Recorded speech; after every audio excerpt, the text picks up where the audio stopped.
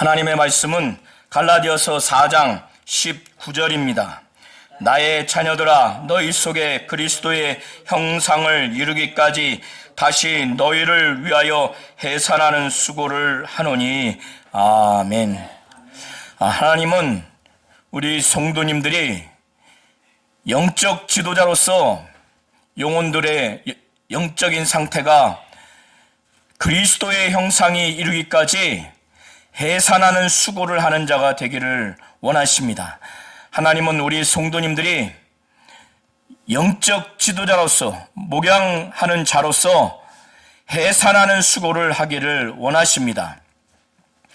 사도 바울은 갈라디아 교회 안에 유대주의자들의 선전선동에 의해서 악 영향을 받았던 갈라디아 교회의 일부 성도들이 율법을 의지하여 율법이 요구하는 그 행위를 인간의 노력과 인간의 공로로 그것을 준행해서 의에 이르려고 하는 그러한 것에 대해서 사도 바울은 오직 인간의 그 죄와 그 죄의 영원한 형벌로서의 그 저주를, 지옥 형벌로서의 그 저주를 예수께서 친히 죄를 짊어지시고 저주를 담당하심으로 인해서 오직 예수의 공로, 그 공로를 의지하고 이 예수가 하나님이고 하나님의 아들인 것과 메시아 그리스도라고 하는 그 사실과, 그리고 죽으시고 부활하시고 승천하시고 다시 오실 이 예수에 대한 믿음으로 말미암아 의에 이르러야 하는 것에 대해서 분명하게 증거했습니다. 그런데 유대주의자들에게 악 영향을 받음으로 인해서 율법이 무엇인가, 이 율법이 어느 때까지 역할을 하는가에 대해서 가르칠 필요가 있었습니다. 하나님은 예수 그리스도를 이 땅에 보내셔서 예수를 믿는 믿음으로 말미암아 의에 이르게 하기 전까지, 이 믿음이 오기 전까지 이 이스라엘 백성들을 율법 아래 두시고 하나님이 계시하시는 예수 그리스도에 대한 믿음, 이 계시되는 믿음이 오기까지 그 율법 아래 있게 하시고 완전히 가두어 두셨습니다. 이와 같이 이 율법이 그리스도께 인도하는 초등교사가 되어서 오직 예수를 믿는 믿음으로 말미암아 의롭게 그렇게 하는 역할을 이 율법에게 하나님이 부여하신 것입니다.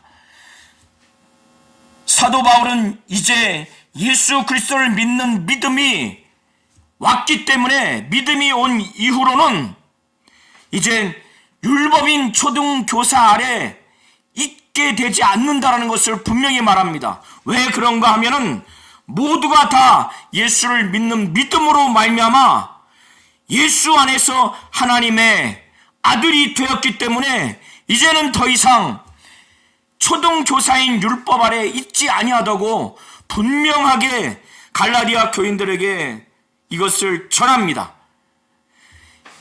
예수를 믿고 예수와 합하기 위해서 침례를 받는다는 사실도 전합니다.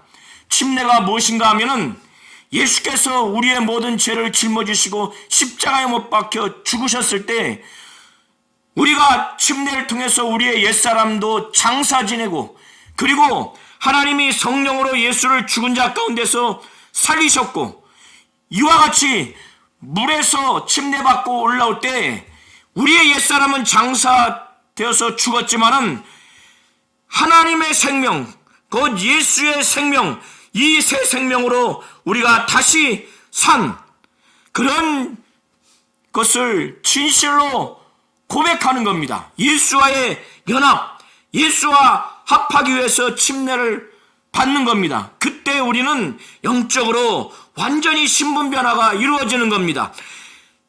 바로 예수 그리스도에 속한 사람, 예수의 지체로서 예수의 사람이요 예수에 속한 사람으로 완전히 신분 변화가 이루어지는 겁니다. 사도 바울은 그래서 이것을 그리스도로 옷 입었다고 표현한 겁니다.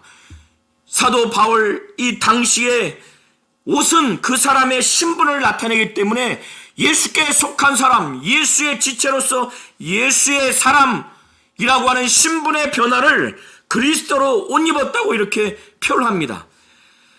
그래서 모두가 다 그리스도 예수 안에서 하나이기 때문에 이렇게 완전한 신분 변화가 이루어졌기 때문에 모두가 다 예수의 사람이요 예수의 속한 자요 각각이 예수의 지체로서 예수의 사람, 그러기 때문에 예수 안에서 이제 더 이상 신분적인 그 구별이 있을 수가 없어요. 종이나 자유자나 인종적인 차별이 있을 수가 없습니다. 헬라인이나 유대인이나 또 성별적으로 차별이 있을 수가 없어요. 남자나 여자나. 그래서 다 하나라는 겁니다. 차별이 없다는 거예요. 사도 바울은 그걸 말하는 겁니다. 이렇게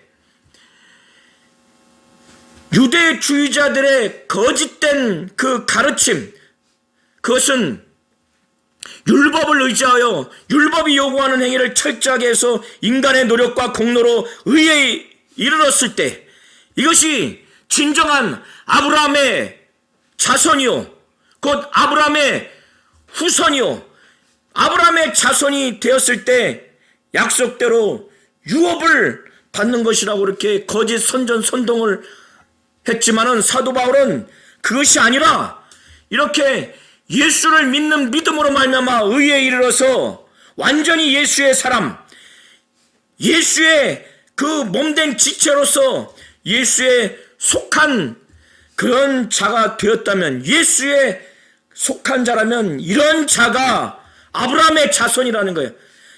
그래서 아브라함의 자손이 되었기 때문에 약속대로 유업을 이을 자라고 사도 바울은 이 유대주의자들에게 선전선동 당해서 악 영향으로 인해서 예수를 믿는 믿음으로 말미암아 의에 이르러서 생명을 얻고 구원에 이르는 이런 것을 받았음에도 불구하고 이 복음 곧 진리를 받았음에도 불구하고 이것이 불완전해서 율법을 의지하고 율법의 행위를 통해서 인간의 공로와 인간의 노력으로 의에 이르려고 하는 갈라디아 교회 일부 성도들에게 이와 같이 분명하게 복음 진리를 다시 말씀을 증거하면서 이와 같은 연장선에서 계속 사도 바울은 내가 또 말하노니 계속 사도 바울은 말하고자 분명하게 말합니다. 그가 말을 하면서 로마법 그 관습에 의거해서 이 당시에 실생활에 있었던 그 사례를 예로 들면서 그는 계속 지금까지 말했던 것을 계속 말하고자 합니다. 그래서 사도 바울은 4장 1절부터 2절을 통해서 그 고대 사회에서 있었던 일, 아버지가 어린 자녀에게 유업을 이을 자로 그를 정하고 그 상속자로 정했을 때는 이 상속을 받을 곧 유업을 받을 아이가 어린 아이이기 때문에 그가 성년이 되는 그때를 아버지가 자유롭게 그것을 정합니다.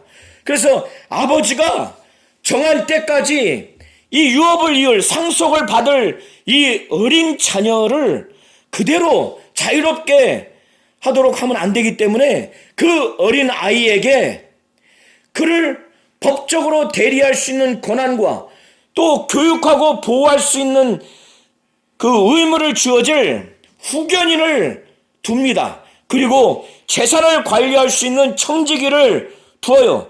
그래서 아버지가 상속을 할 때까지, 그 정한 때까지는 그 어린 아이가 그 아버지가 줄 모든 것에 그가 주인이지만은 후견인과 상속인 그 청지기 아래 두어서 그가 자유롭게 하지 못하도록 좀 통제하고 구속을 합니다. 그가 모든 것의 주인이지만은 이렇게 완전히 자유롭지 못하도록 통제하고 구속하니까 이는 마치 어린아이 있을 동안에는 종은 아니지만 종과 같이 그렇게 되는 겁니다. 사도 바울이 왜 고대 사회에서의 유업을 이을 자, 상속받을 자에 대한 구체적인 사례를 말하는가? 이것은 지금 갈라디아 교인들이 예수를 믿고 성령 받고 완전히 하나님의 아들이 된 구원의 상태가 되기 전과 지금 된 이후에 이것을 명확하게 구분을 하지 못하고 여전히 율법으로 돌아가서 율법을 의지해서 율법이 요구하는 행위를 인간의 노력과 공로로 해야만이 더 온전한 의, 더 완전한 의에 이르게 된다고 하거나 아니면 예수를 믿는 믿음을 통해서 의에 이르는 예수의 공로를 의지하는 것을 대체하는 율법을 의지하고 율법의 행위를 준행하는 인간의 노력과 공로로 의지해서 의에 이르게 하는 유대주의자들의 선전선동에 이들이 엄청나게 지금 영향을 받아서 그들을 신뢰하기 때문에 사도 바울은 이 예를 들면서 이제 본격적으로 3절 이하에 말하기를 이렇게 말합니다. 이와 같이 우리도 어렸을 때 세상의 초등 학문 아래에 있어서 종노릇하였더니 종노릇했다는 겁니다. 여기서 우리도 어렸을 때라고 하는 것은 이 갈라디아 교인들과 바울 일행 전체가 예수를 믿고 예수를 믿는 믿음으로 말미암아 의에 이르러서 성령을 받고 완전히 구원받아서 하나님의 아들로서 하나님을 아버지라고 부르기 전의 상태를 사도 바울은 영적인 측면에서 어렸을 때라고 말하는 겁니다. 그때 세상의 초등 학문 아래 있어서 종노릇했다는 거예요.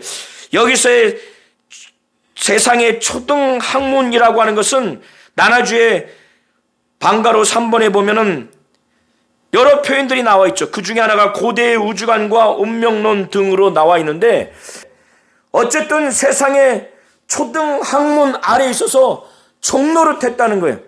그런 상태에 있었지만은 하나님께서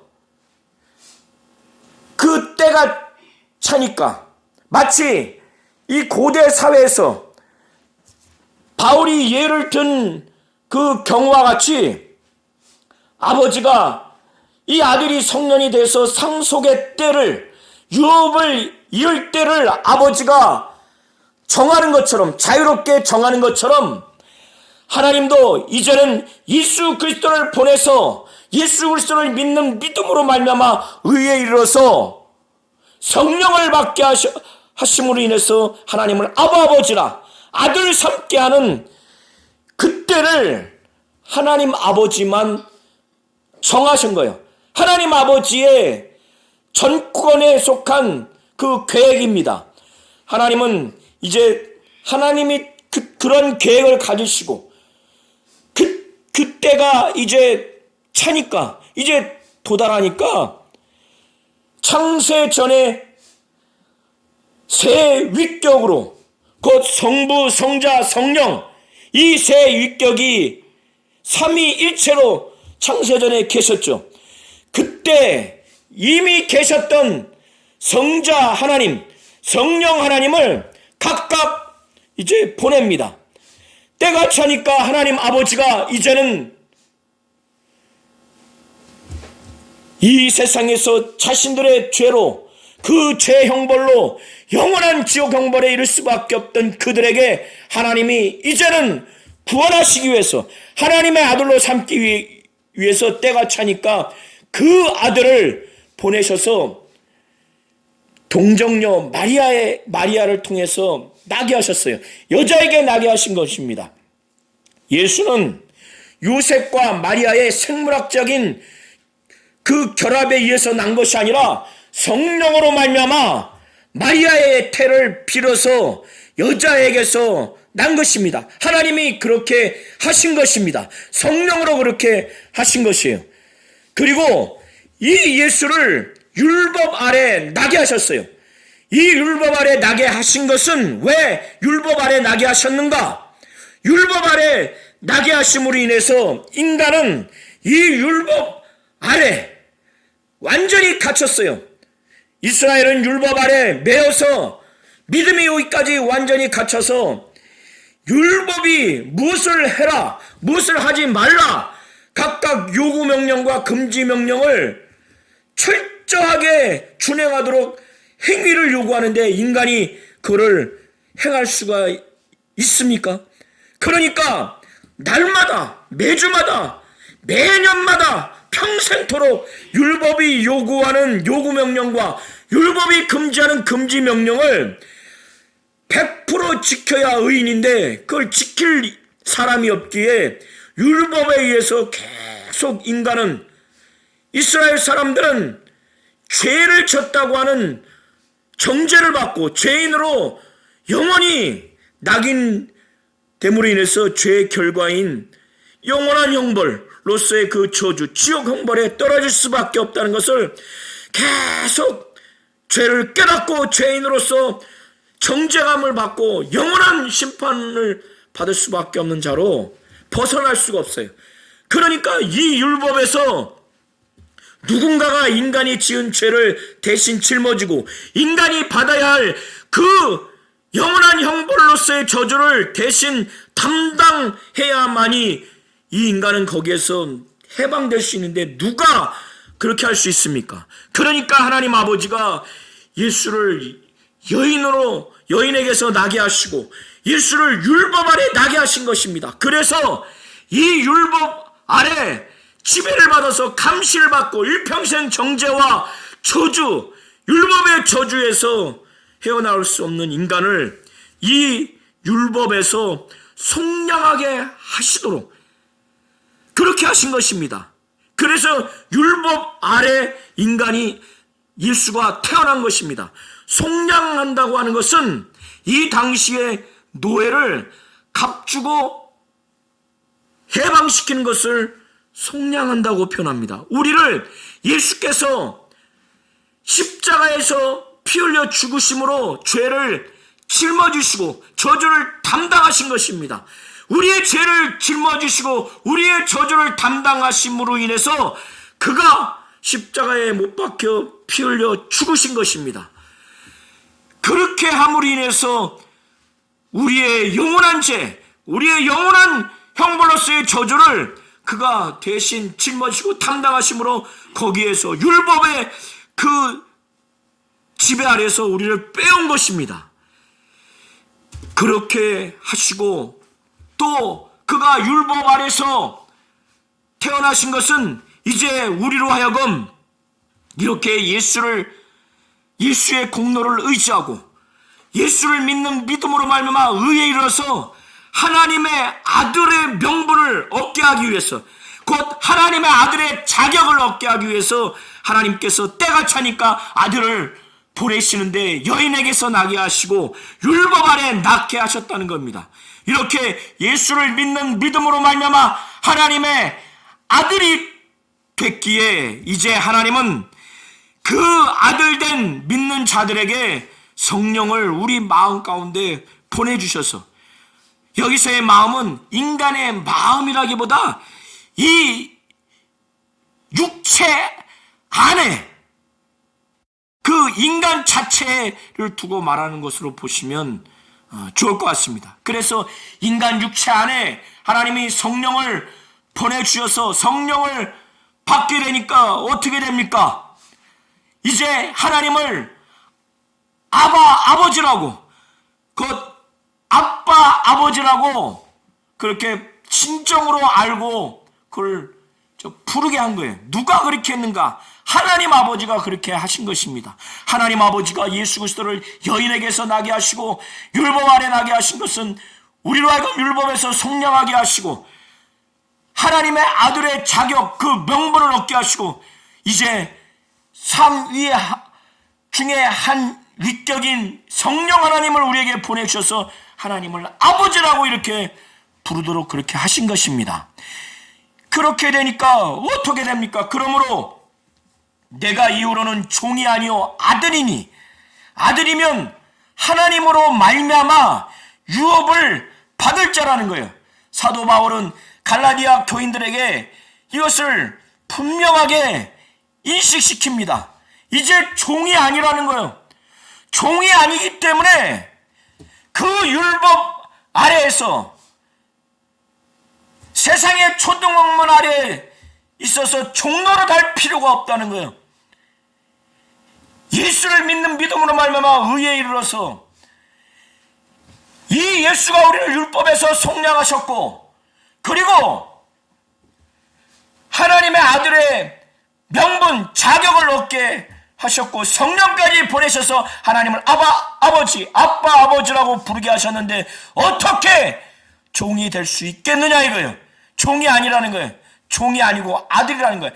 아들이면 이제 하나님 아버지로 말미암아 유업을 이을 자라는 거예요. 고대 사회에서 아버지가 상속자에게, 유업을 이을 자에게 아버지로 말미암아 유업을 주듯이 하나님을 우리가 아버지라고 부르고 하나님이 우리를 아들로 삼아 주셨기 때문에, 자녀로 삼아 주셨기 때문에 하나님으로 말미암아 우리가 이제는 유업을 이을 자라고 분명히 말하고 있습니다. 사도 바울은 갈라디아 교인들에게 이렇게 말하면서 그들이 예수를 믿는 믿음으로 말미암아 하나님의 아들이 되기 전에, 그때는 하나님을 알지 못했기 때문에 본질상 하나님의 아닌 자들에게 종노릇한 그들의 실상을 말합니다. 그런데 바울을 통해서 복음을 받아들인 이후로는, 그러니까 이제는 지금 이 바울이 갈라디아서를 통해서 하나님의 말씀을 증거하는 지금 이때의 갈라디아 교인들의 영적인 상태, 이제는 그들이 하나님을 알고 하나님을 알 뿐더러 이제 하나님이 그 갈라디아 교인들을 알아주시는 상태가 됐는데 어찌해서 다시 약하고 무능하고 또 천박한 초등학문으로 돌아가서 다시 그들에게 종노릇하려고 하느냐, 이게 답답한 거예요. 여기서의 초등학문은 전후 문맥으로 볼 때 율법으로 보시면 좋을 것 같습니다. 그래서 사도 바울은 10절에 너희가 날과 곧 안식일을 지키는 것, 또 달과, 그러니까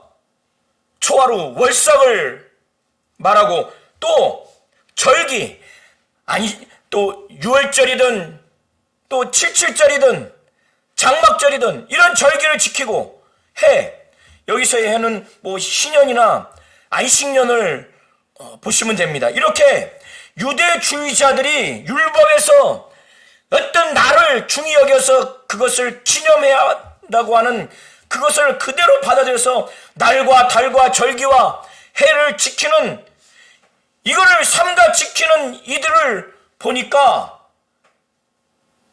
사도 바울은 두려운 거예요. 무엇이 두려운가?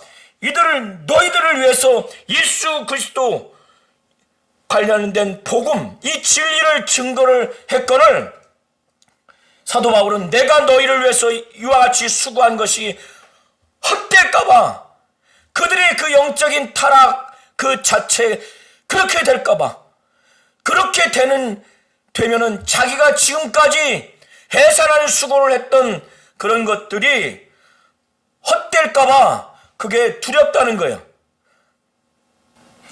그래서 사도 바울은 자기가 이방인이었던 갈라디아 교인들과 같이 된 것처럼 너희도 나와 같이 되기를 참으로 그것을 원한다고 사도 바울은 그거를 요청하는 거예요. 여기서 이 의미는 학자마다 여러 의견이 있겠지만은 여러 해석이 있습니다. 그런데 문맥상 보면은 사도 바울이 이방인인 갈라디아 사람들이 율법에 속박당하지 않았습니다. 그런 것처럼 내가 너희와 같이 율법에서 자유롭고 율법에 요구하는 행위를 통해서 인간의 노력과 공로에 의해서 의에 이르려고 하지 않았던 것처럼 너희도 나와 같이 그렇게 되기를 바란다니까. 율법을 의지하지 말고 율법의 행위를 인간의 노력과 공로로 다 준행해서 의에 이르려고 그렇게 하지 마라.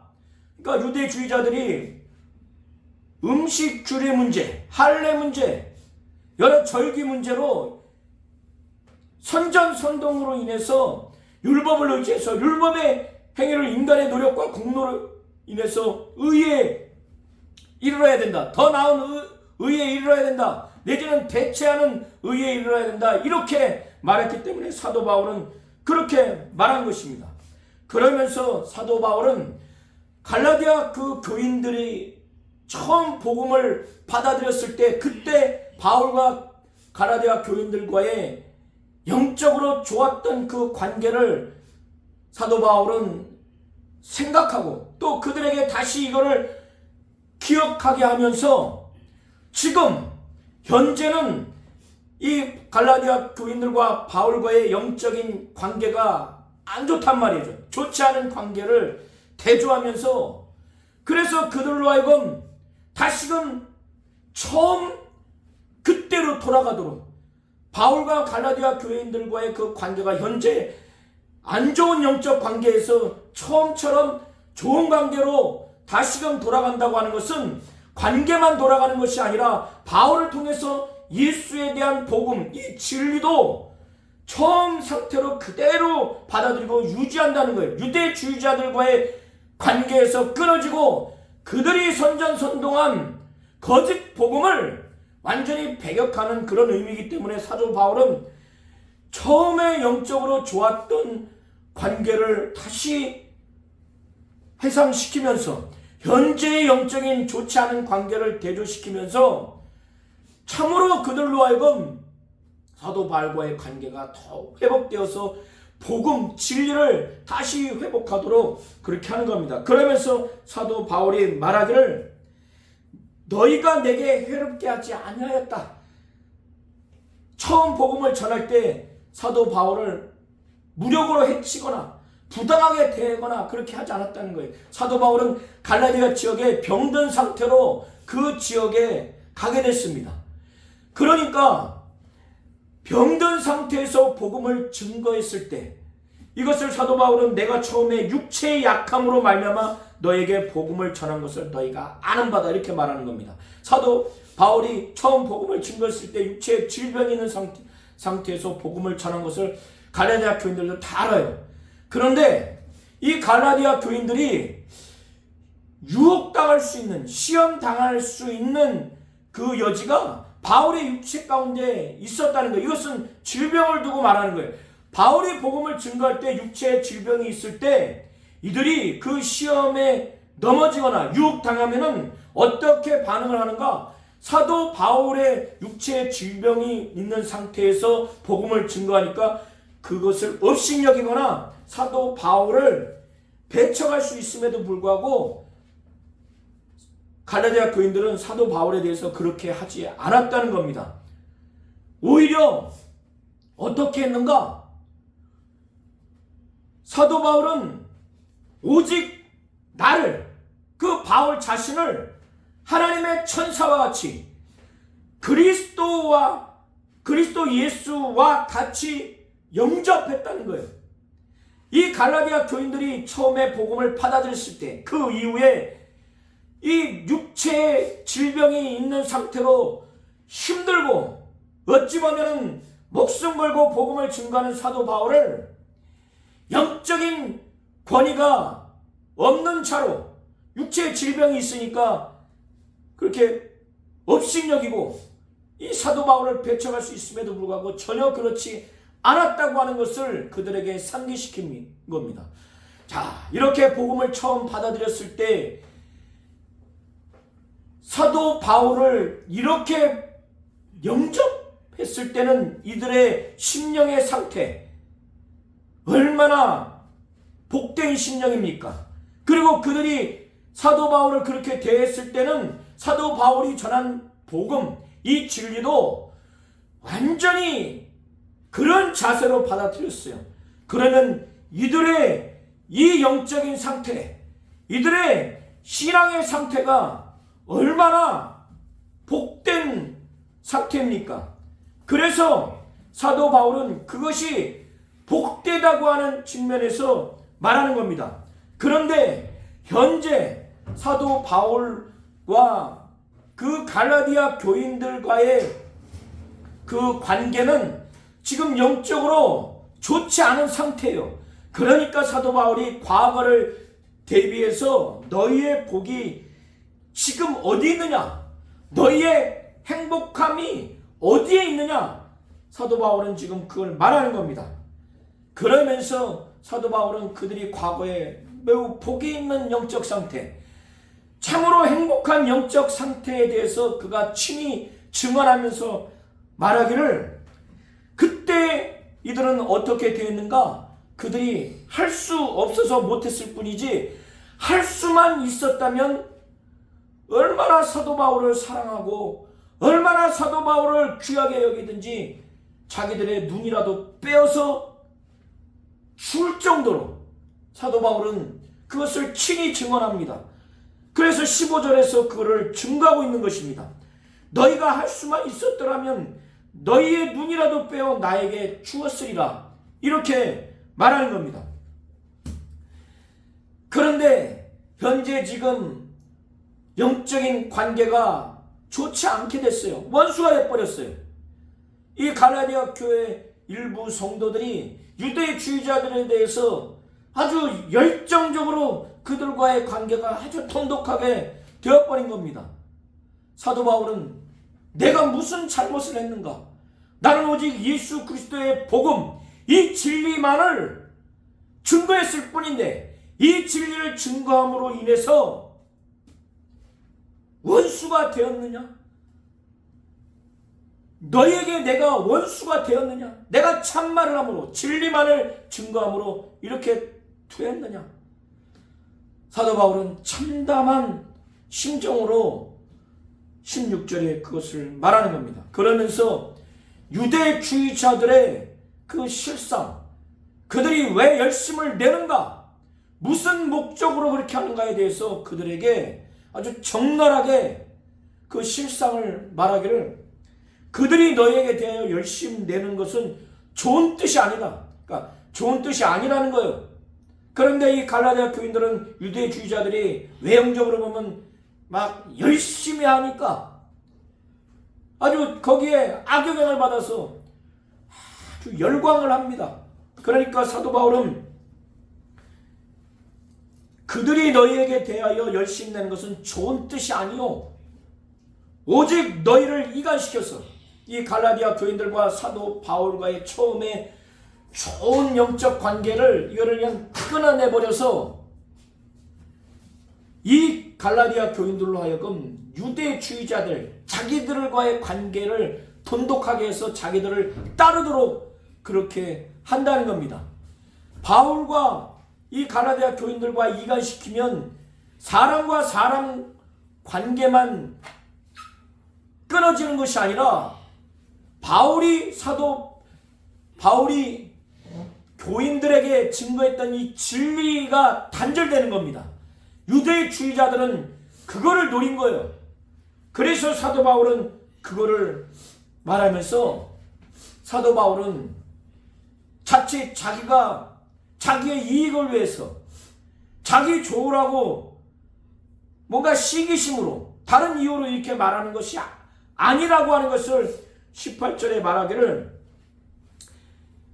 너희가 만일 나와 같이 하나님이 보내시는 사도와 또 영적 지도자들에 의해서 예수 그리스도와 관련된 복음, 이 진리를 전하는 것, 이렇게 좋은 일에 열심으로 사모함을 너희가 받는 것은 내가 너희를 대하였을 때뿐 아니라 언제든지 나는 좋다. 나는 그건 찬성이다. 이렇게 말합니다. 이 이면에는 뭐예요? 지금 유대주의자들의 그 열심에 선전선동 당해서 갈라디아 교인들 일부가 그 열심을 받아들인 것은 좋지 못한 일에 지금 반응하는 것이라고 말하는 것이고, 사도 바울은 그거를 지금 원치 않는다는 거예요. 그러면서 지금 이렇게 예수 그리스도를 믿는 믿음으로 말미암아 의에 이르는 그들이 예수의 그 공로를 의지해서 의에 이르렀던 그들의 죄와 그 죄의 결과로서의 영원한 형벌, 그 저주를 예수께서 담당하시고 그것을 짊어지시고 피 흘려 죽으신 그 예수를 믿는 믿음으로 말미암아 의에 이르러서 하나님의 자녀가 된 이것에서 떠나서 유대주의자들에게 선전선동 악영향을 받아서 율법을 의지하고 인간의 노력과 인간의 공로로 율법을 행하려고 함으로 인해서 더 나은 의, 대체하는 의에 이르려고 하는 이들의 이 영적 실상이 너무너무 참담해서 사도 바울은 다시 처음 복음을 증거할 때 그가 너무너무 고통스러운 그 노력, 그 고통을 감내하는 그거를 기억하면서 말하기를, 나의 자녀들아, 너무너무 사랑하니까 지금 타락해 있고 타락해가는 과정에 있는 그들을 아비된 심정으로, 나의 자녀들아, 너희 속에 그리스도의 형상이 이루기까지, 곧 너희가 다시 예수가 하나님이고 하나님의 아들이요 메시아요 그리스도요 그의 공생의 사역을 믿고 죽으시고 부활을 승천하시고 다시 오실 예수에 대한 확실한 믿음, 그 믿음으로 말미암아 의에 이르고 그가 인간의 죄를 짊어지시고 저주를 담당하신 위해서 피 흘려 죽으신 그 예수를 믿는 믿음과 그 예수를 믿음으로 인해서 완전히 의에 이르러서 하나님의 자녀가 되고 하나님의 자녀로서 정말 예수를 바라보고 예수를 사모하고 예수의 마음을 품며 신앙생활하도록 하기까지, 이것을 너희 속에 그리스도의 형상을 이루기까지로 보시면 됩니다. 그때까지 다시 너희를 위해서 해산하는 수고를 하겠다고 이렇게 고백을 합니다. 여자가 그 해산하는 수고가 인간이 겪는 가장 고통스러운 그 고통인데, 사도 바울은 지금 갈라디아 교인들이 다시금 그렇게 돌이킬 수 있도록, 온전해질 수 있도록 예수를 향한 믿음과 예수를 바라보고 예수를 사모하고 그리스도의 장성한 분량에 이르기까지 정말 신앙생활을 오직 예수를 위해서 사는 그런 신앙이 되게 하기까지, 너희 속에 그리스도의 형상이 이루기까지 다시 너희를 위해서 해산하는 수고를 하겠다. 왜? 지금 그럴 수밖에 없는 상황이니까. 이렇게 한 영혼을 변화시키는 게, 이렇게 영적 지도자에게는 해산하는 수고, 그 고통이 따르는 겁니다. 사도 바울은 너무너무 참담하고 너무너무 고통스러우니 당장이라도 이들을 만나고 싶은 거예요. 내가 이제라도 너희와 함께 있어서 내 음성을 높이려 하면 높이고 싶은 거예요. 여기서 높인 것은 실제로 이들의 영적인 타락한 상황을 보니까 높이려고 하는 그런 표현이기도 하지만, 이 상황을 아니까 그 전처럼 똑같을 수가 없는 거예요. 그러니까 변화시킨다고 하는 거예요. 답답하니까 이제 내가 편지를 쓰고 있지만은 직접 이제라도 내가 만나서 그들의 타락한 모습을 보면서 이전과 다르게 그걸 변화시키기 위해서 내가 호통을 치든 경계를 하든 권면을 하든 질책을 하든 내 음성을 변하려고, 내 음성을 높이려고 그렇게 한다고 하는 거예요. 왜 그렇게 하는가? 너희에 대해서 지금 의혹이 있다는 거예요. 영적으로 타락한 의혹. 그것 때문에 사도 바울은 이렇게 증거하고 있습니다. 오늘 갈라디아서 4장 1절부터 20절 통해서 사도 바울이 갈라디아 교인들이 예수를 믿는 믿음으로 말미암는 의, 성령을 받아서 하나님의 아들로서 아버지에게 아버지라고 불렀음에도 불구하고, 하나님이 그렇게 하셨음에도 불구하고 율법을 의지하고 율법의 행위를 인간의 노력과 공로로 그렇게 해야만이 더 온전한 의, 내지는 대체하는 의에 이를 수 있다고 유대주의자들에게 선동을 당함으로 인해서 이렇게 타락할 지금 여지가 있는 이들을 보면서 참으로 아버지의 마음, 아비된 심령으로 이들을 이렇게 타이르고, 내가 그리스도의 형상이 이르기까지 너희를 위해서 해산하는 수고를 한다, 이렇게 말합니다. 하나님은 우리 성도님들이 이렇게 믿음에서 떠났거나 또 교회를 장기간 안 나오거나 예배를 안 드리는 성도들이 있다면 이렇게 영적으로 아비된 심령, 부모된 심령 바울과 같이 그리스도의 형상이 너희 속에 이르기까지 다시 너희를 위하여 해산하는 수고를 한다고, 정말 이루 말할 수 없는 고통을 감내하면서 영적으로 그들이 변화될 때까지 그렇게 한다라고 하는 것처럼, 우리 성도님들도 그렇게 영적으로 시험에 든 사람들, 믿음에서 떠난 사람들, 장기간 예배에 오지 않는 사람들, 또 교회를 오지 않는 사람들을 위해서 아이를 잉태하는 해산하는 수고를 하는 것처럼 그런 수고를 감당해서 그들이 예수를 믿는 믿음을 회복하고 예수를 믿는 믿음을 통해서 의에 이르고 예수의 공로를 통해서 의에 이르러서 하나님의 자녀로서 예수를 바라보고 예수를 의지하고 예수의 마음을 품고 그리스도의 장성한 분량에 이르기까지 오직 예수를 위해서 살아가겠다고, 그렇게 정말 성령의 사람, 예수의 사람이 되기까지 양육하는 그런 자가 되기를 하나님은 원하시는 겁니다.